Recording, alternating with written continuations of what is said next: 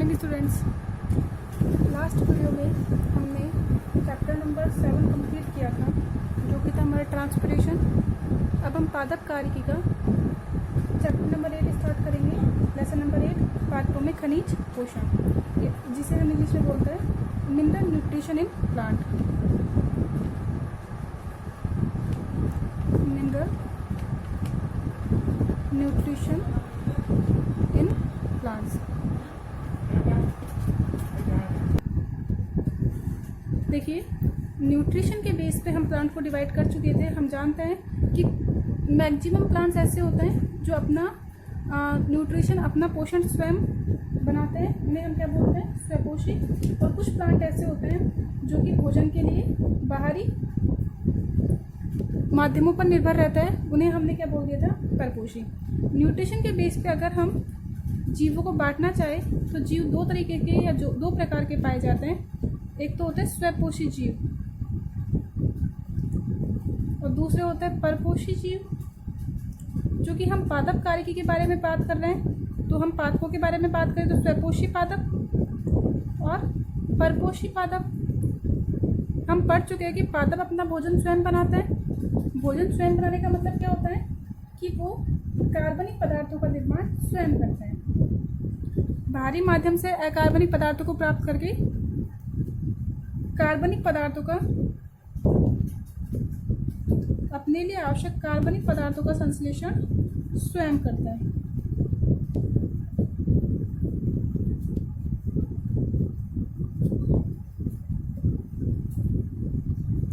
इस क्रिया में वो सनलाइट का यूज करते हैं। किसका उपयोग करेंगे? सनलाइट का उपयोग करते हैं। तथा साथ में कौन सहायता करेगा इसमें? हरित लवक की उपस्थिति में। हरित लवक काम में आएगा इसके लिए।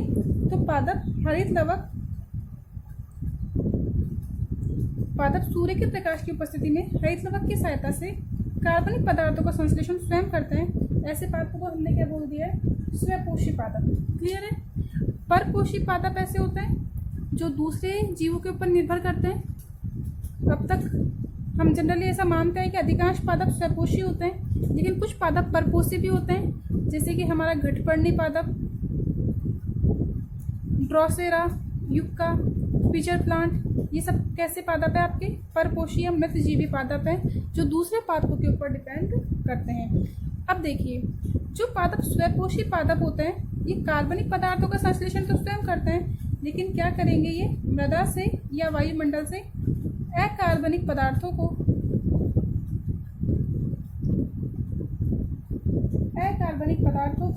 या खनिजों को अवशोषित करते हैं।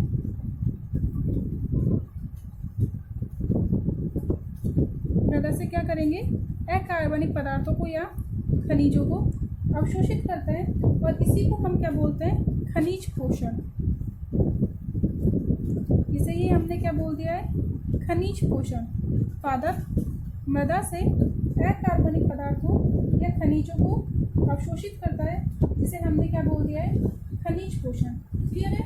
इस खनिज पादपों की जो खनिजों पर निर्भरता है, सबसे पहले सॉसर एवं सेक्स ने बताया था कि पादपों के लिए खनिज पोषण आवश्यक है। किसने बताया था?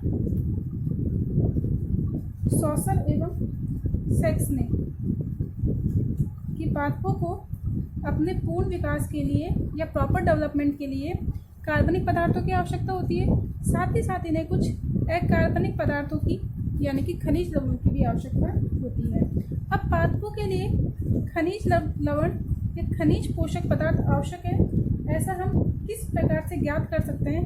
तो इसको ज्ञात करने के लिए अध्ययन की कुछ विधियां विकसित की गई है, जो कि निम्न है।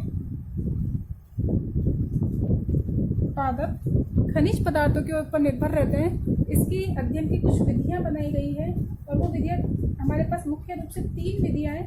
कौन कौन से 3 विधियां? देखिए,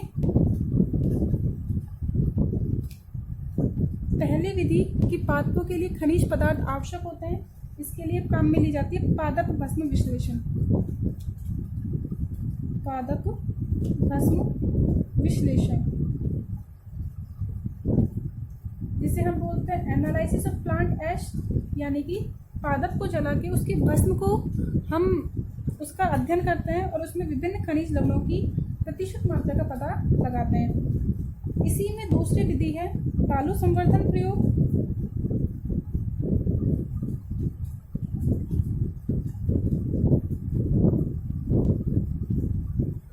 इस प्रकार की विधि में हम नियंत्रित परिस्थितियों में पादप को बालू अर्थात रेत में वृद्धि कराते हैं और किसी विशेष पदार्थ की या विशेष खनिज लवण की कमी से होने वाले रोगों का अध्ययन हम कर सकते हैं। ऐसा हम कैसे करेंगे, हम इसका अध्ययन करेंगे आगे। तीसरी विधि है यहाँ पे अध्ययन की तीसरी और सबसे आधुनिक विधि है जल संवर्धन प्रयोग।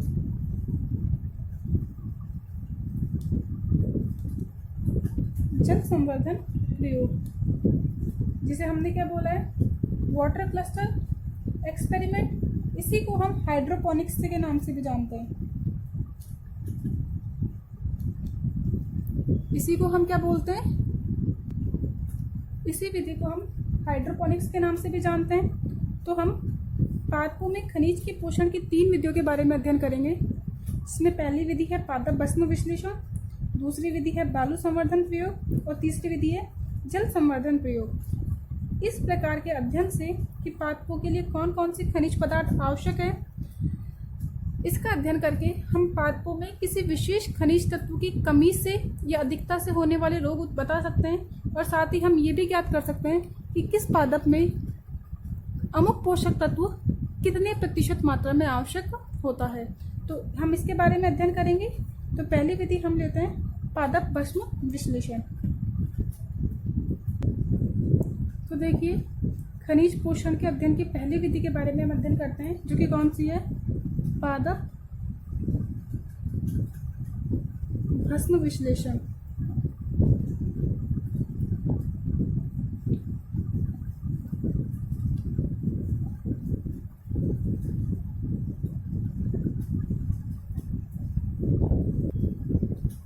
पादप भस्म विश्लेषण, एनालिसिस ऑफ प्लांट एस।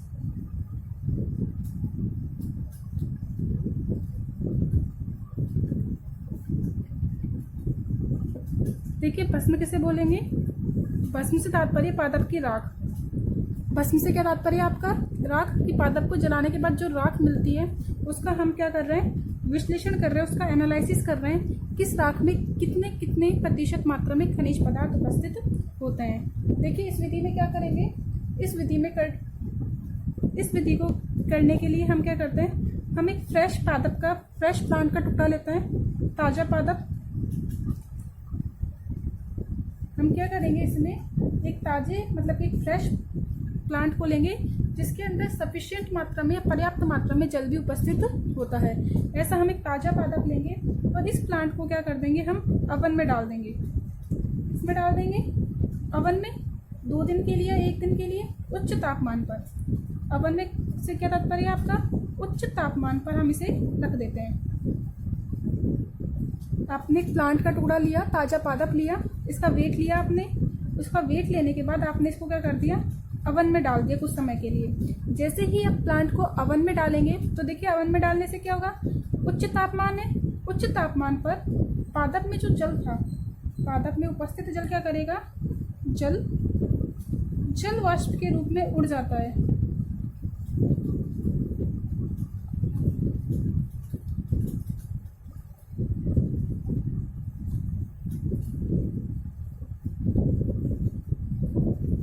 देखिए, पादप भस्म विश्लेषण विधि में क्या करेंगे, आप एक ताज़ा पादप लेंगे, इस ताजे पादप का भार निकाल लेंगे। भार निकालने के बाद आप इसे अवन में डाल देंगे। अवन से तात्पर्य क्या है, उच्च तापमान पर डाल देंगे। जैसे ही आप पादप के टुकड़े को उच्च तापमान पर डालेंगे तो पादप में जितना भी जल है, ये जल क्या हो जाएगा, जलवाष्प के रूप में उड़ जाएगा। अब जो आपके पास शेष भाग बचा, जो सूखा हुआ पादप बचा, इस पादप को क्या करेंगे, आप निकाल लेंगे और इस पादप का आप शुष्क भार ज्ञात कर लेंगे। जब आपका जल वाष्पीकृत हो गया है पादप का, तो पादप को क्या बचा, शुष्क भार। और पादप का शुष्क भार क्या कर लेते हैं, हम ज्ञात कर लेते हैं। अब देखिए, ये जो पादप का शुष्क भार है, इस शुष्क भार में कार्बनिक पदार्थ भी होंगे और इनके साथ साथ अकार्बनिक पदार्थ भी उपस्थित होंगे।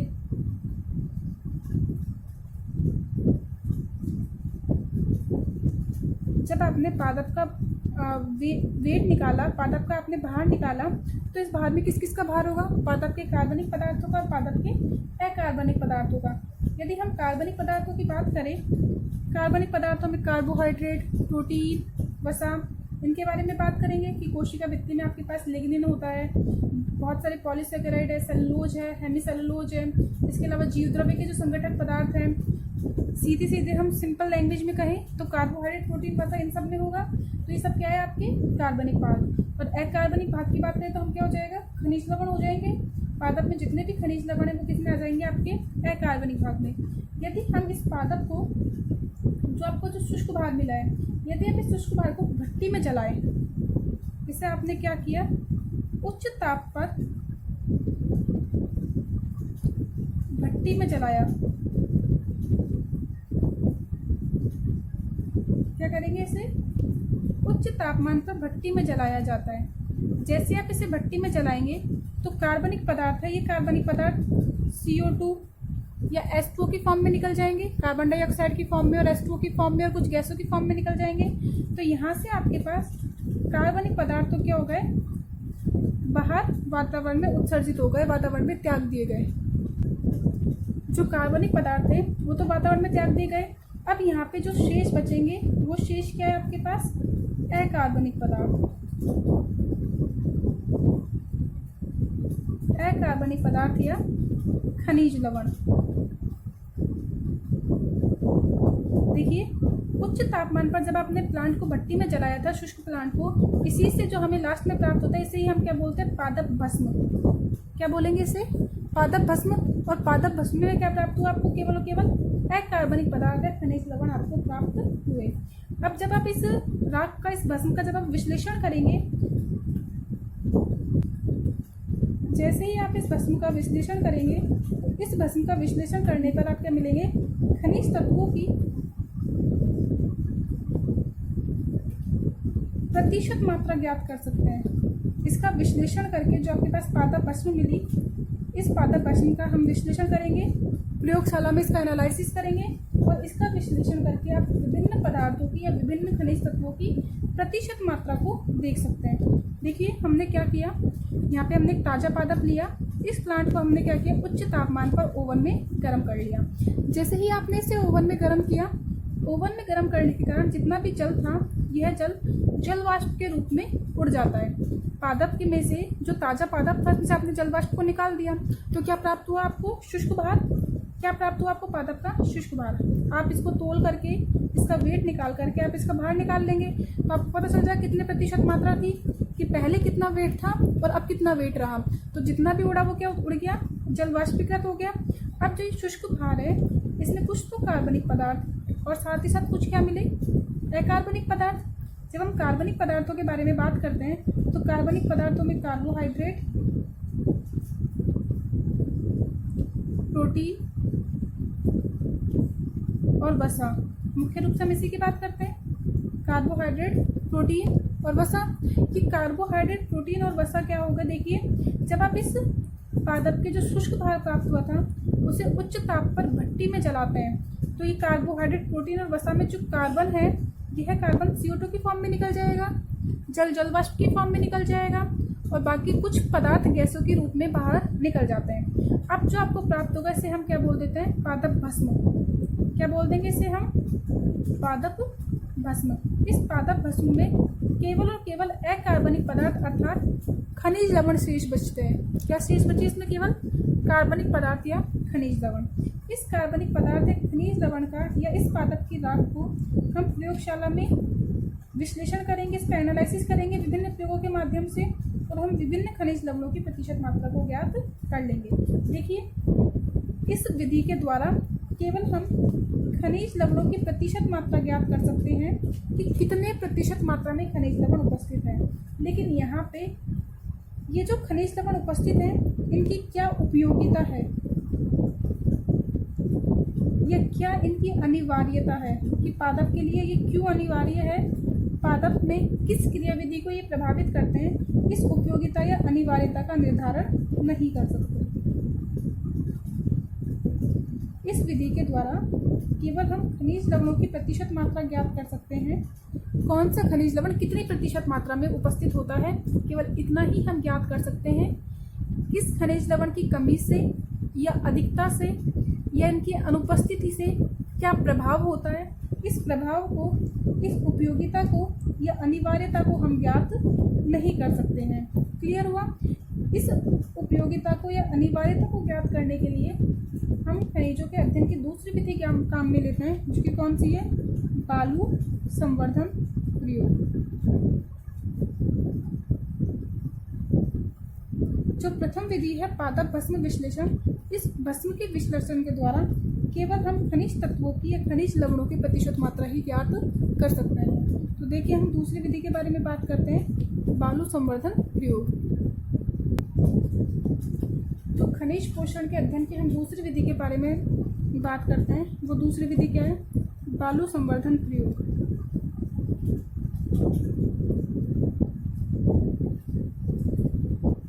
जिसे हम कहते हैं सैंड कल्चर एक्सपेरिमेंट।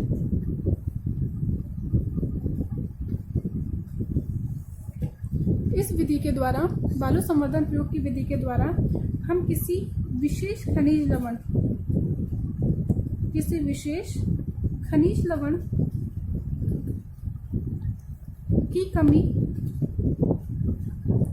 या अधिकता से होने वाले रोग के बारे में अध्ययन कर सकते हैं कि किसी पदार्थ की, किसी खनिज लवण की कमी का या अधिकता का पादप पर क्या प्रभाव पड़ता है, इसके बारे में हम अध्ययन कर सकते हैं। देखिए, इसके अध्ययन करने के लिए हम क्या करते हैं? हम सबसे पहले बालू या रेत लेते हैं। बालू या रेत, इस बालू या रेत को हम क्या करते हैं? हाइड्रोक्लोरिक अम्ल की सहायता से धो करके निर्जमीकृत कर लेते हैं। निर्जमीकृत से क्या तात्पर्य है हमारा? निर्जमीकृत से हमारा तात्पर्य है कि कोई भी बैक्टीरिया या वायरस, कोई सूक्ष्म जीव इस रेत में उपस्थित नहीं होने चाहिए। अब इसमें ना तो कोई, जब आप इसे HCl से ट्रीट करते हैं, इसको HCl से आप इसे धोते हैं, तो इसमें क्या हो जाएगा? आपके पास कोई भी ना तो खनिज तत्व रहेगा और ना ही इसमें कोई सूक्ष्म जीव उपस्थित होगा। क्लियर है? कैसे हो जाएगी ये आपकी? निर्जमीकृत, यानी कि इसमें कोई भी खनिज तत्व उपस्थित नहीं होगा। अब देखिए, ये जो आपके पास निर्जमीकृत बालू है, इसमें कोई खनिज तत्व नहीं है। अब इसमें हम जल के साथ खनिज लवण मिक्स अवस्था में देंगे। कैसे देंगे? अब निर्जमीकृत होने के बाद देखिए क्या करेंगे। आपने एक पात्र लिया, इस पात्र में आपने बालू डाल दी। ये बालू कैसी है? निर्जमीकृत। अब जितने भी खनिज लवण पादप को चाहिए, वो सारे खनिज लवण जल के साथ घुलित अवस्था में बालू में डाल दिए जाते हैं और यहाँ पे आपके पास क्या कर दिया जाता है? प्लांट को लगा दिया जाता है। इसी तरीके से इसी में देखिए, जिसमें सारे खनिज लवण उपस्थित होते हैं, इन्हें हम बोलते हैं नियंत्रक पादप। कौन से पादप बोलेंगे इन्हें? नियंत्रक पादप, कंट्रोल प्लांट। अब इसी में क्या करते हैं? हम दूसरा एक्सपेरिमेंट करते हैं, जिसमें सैंड में या बालू में खनिज लवण जल के साथ मिक्स अवस्था में देंगे, लेकिन यहाँ पे क्या कर दें? हम किसी विशेष खनिज की कमी कर देते हैं, किसी विशेष खनिज तत्व का कर देते हैं, अनुपस्थित कर देते हैं। और यहाँ पे हम कोई पादप लगा दिए। देखिए, यहाँ पे आपने एक पादप लगाया, उसको सारे खनिज तत्व दिए जल की सहायता से। यहाँ पे आपने दूसरा पादप लगाया या वही पादप लगाया, उसी जाति का दूसरा पादप लगाया, उसे किसी विशेष खनिज तत्व की कमी कर दी। जैसे हमने माना, चलो मैग्नीशियम की कमी कर देते हैं। किसकी कमी कर दी? यहाँ पे मैग्नीशियम नहीं है, यहाँ पे सारे तत्व है, यानी कि यहाँ पे मैग्नीशियम भी उपस्थित है। देखिए, जब बालू में आपने जल के साथ मिक्स करके दिया, तो आपको पता है आपने कौन कौन से खनिज लवण दिए। यहाँ पे आपने संपूर्ण पादप की वृद्धि के लिए जितने भी आवश्यक खनिज तत्व थे, सारे दिए। यहाँ पे क्या किया हमने? पर्टिकुलर एक मैग्नीशियम की कमी कर दी।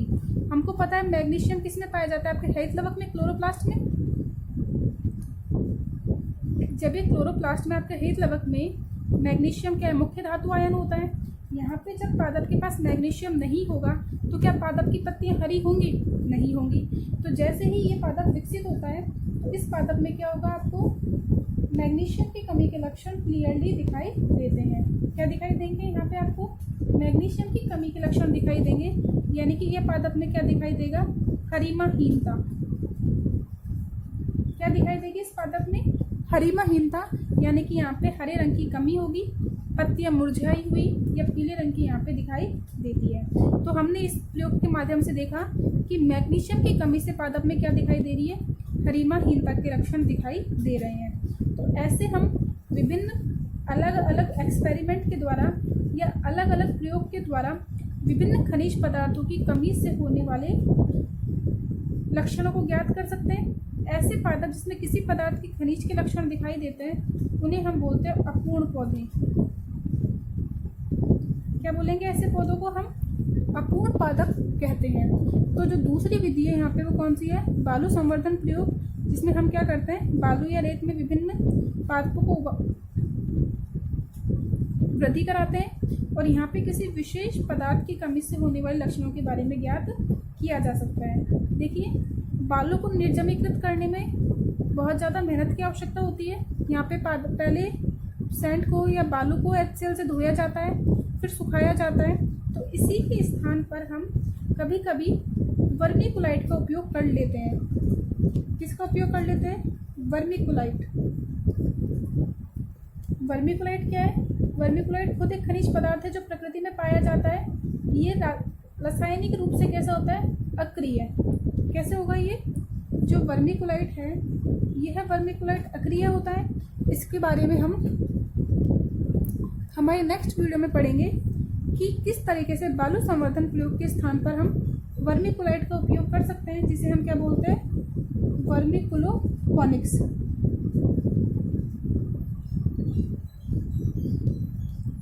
तो हमारे नेक्स्ट वीडियो में हम वर्मिकुलोपोनिक्स के बारे में पढ़ेंगे और वर्मिकुलाइट के लक्षणों के बारे में पढ़ेंगे। साथ ही साथ हम तीसरी विधि जल संवर्धन प्रयोग के बारे में भी अध्ययन करेंगे। तो आज के लिए इतना ही।